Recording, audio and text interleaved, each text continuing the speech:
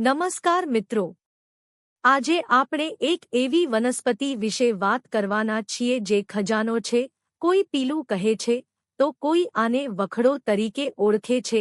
ઉનાળાની આ કાળઝાળ ગરમીમાં જ્યારે બધું સુકાઈ જાય ત્યારે આ વખડો આપણને મીઠામધ જેવા લાલ ચટક પીલુડા આપે છે. આજે જાણીશું આના અદ્ભુત ફાયદાઓ વિશે. વખડો અથવા પીલુંનું વૈજ્ઞાનિક નામ સાલ્વાડોરા પરસિકા છે. આ ઝાડ ગમે તેવી ખારી કે સૂકી જમીનમાં પણ લીલુંછમ રહે છે.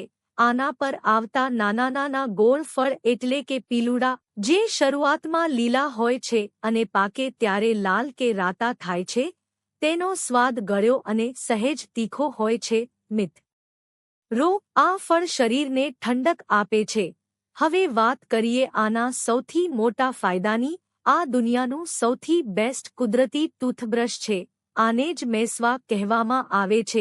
જો તમે આ વખડાની ડાળીનું દાંતણ રોજ કરો તો દાંતમાં ક્યારેય સડો નહીં લાગે.